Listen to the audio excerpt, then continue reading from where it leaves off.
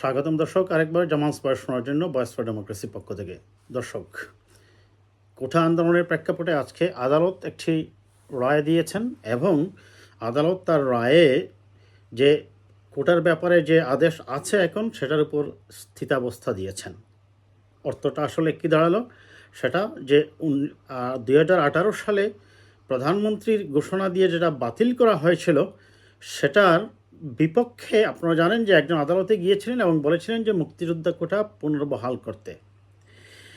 অর্থাৎ এই মুক্তিযোদ্ধা কোটা যেটা পুনর্বহাল করার কথা বলেছিল লোয়ার কোর্ট, সেটার ব্যাপারে সরকার স্থিতাবস্থা দিয়েছেন। তার মানে হচ্ছে যে আগে যেভাবে ছিল ওইভাবেই থাকবে। অর্থটা কি দাঁড়ালো? আদালত কিন্তু এটা বাতিল করেননি। এর অর্থ হচ্ছে 1 মাসের জন্য সেটা স্থগিত হলো। এখন আমরা আগে একটু দেখেন এই দর্শক, তারপরে আমরা আসবো যে কেন এটা নিয়ে কনফিউশন হচ্ছে বা আলটিমেটলি এটা কি বাতিল হলো কি হলো না, বা এটা দ্বারা কোনো দুরভিসন্ধির গন্ধ পাচ্ছে কি না দেশের মানুষ, আমি সেটা নিয়ে আলোচনা করবো দর্শক।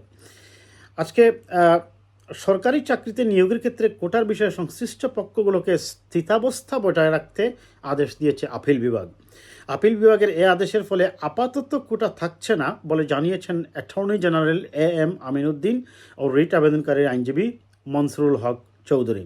একই ব্যাখ্যা দিয়েছেন সুপ্রিম কোর্টের আইনজীবী শাহদিন মালিক।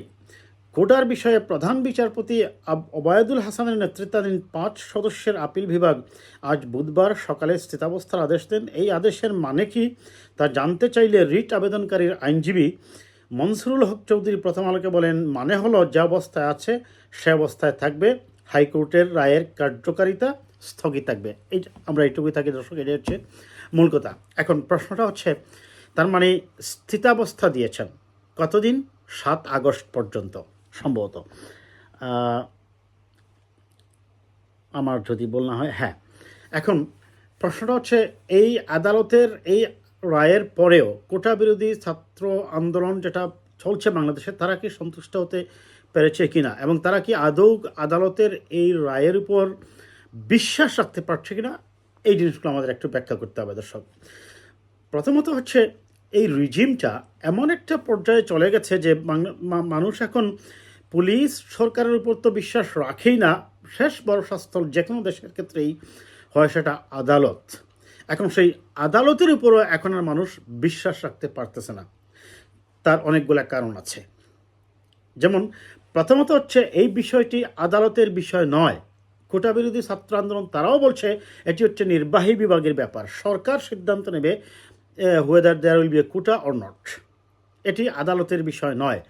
সরকার আদালতকে ব্যবহার করে যেভাবে তত্ত্বাবধায়ক সরকারের ব্যাপারটা আদালতের গাড়ে চাপিয়েছিল, যেটা সাফার করতেছে এখন দেশের 18 কোটি মানুষ, ঠিক তেমনি সরকার এটা স্পর্শকাতর বিবেচনা করে তারা চিন্তা করেছে যে দেশের সকল পক্ষই এর বিরুদ্ধে অবস্থান নেবে। এই ভয়ে হয়তো বা তারা কী করেছে, আদালতের কাছে পাঠিয়ে দিয়েছে। আদালত এখন ছলছাতুরির আশ্রয় শুরু করেছে। তার কারণটা হচ্ছে, আপনারা দেখবেন আজকে প্রধান বিচারপতি বলেছেন এটা স্থিতাবস্থা দেওয়া হয়েছে এবং তিনি শিক্ষার্থীদেরকে ক্লাসে ফেরার আহ্বান জানিয়েছেন।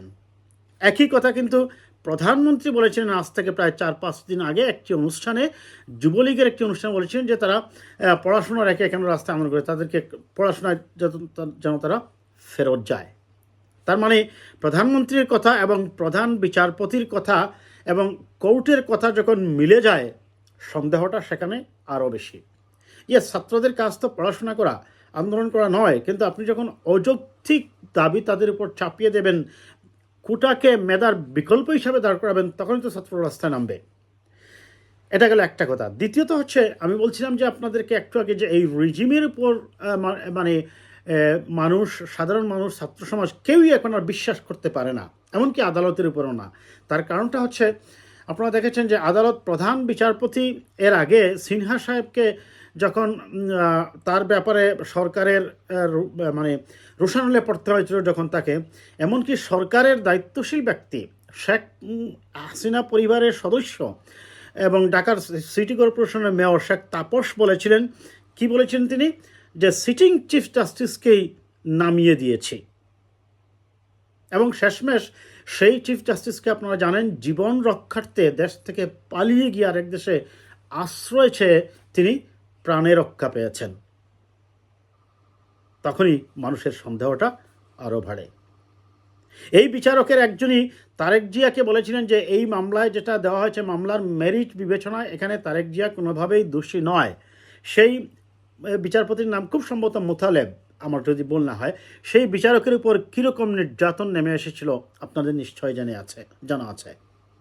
আর সে কারণেই এখন আদালতের উপর চাপ সৃষ্টি করে সরকার এই সকল রায় দেওয়াচ্ছে কিনা সেটাই এখন বিবেচনার প্রয়োজন আছে। আর এই কারণে আদালত যা বলছে সেটা যে সরকারেরই প্রতিধ্বনি হচ্ছে, সেখানেই মানুষের সন্দেহটা বারবার ঘুরে ফিরে আসছে।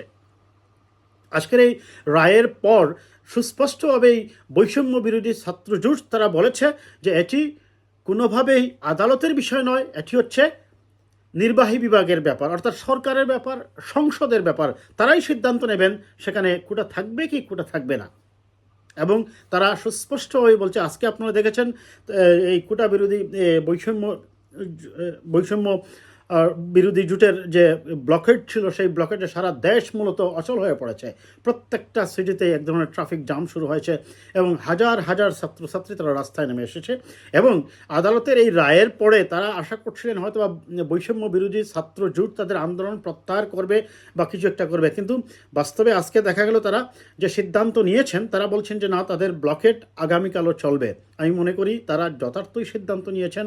এবং আমি আজকে দেখলাম, আমি আজকে মোটামুটি বেশ রাত্রে করে এই ভিডিওটা করতে বসছি, কিন্তু বাস্তবতা হচ্ছে যে জনগণ এখন সরকারের উপর, আদালতের উপর, পুলিশের উপর কারো উপরই এখন আর কিন্তু বিশ্বাস রাখতে পারে না। আর সেজন্যই তারাও বলছে বৈষম্য বিরোধী ছাত্রজোট যেন আমাদের আন্দোলন চলবে, তাদের কর্মসূচি চলবে। আগামীকালও একই রকম কর্মসূচি নিয়ে তারা রাজপথেই নামবে এবং আমরা মনে করি রাজপথেই দাবি আদায় করে নিতে হবে, এটি আদালতের কোনো বিষয় নয়। ভালো থাকবেন দর্শক, কথা হবে আবার।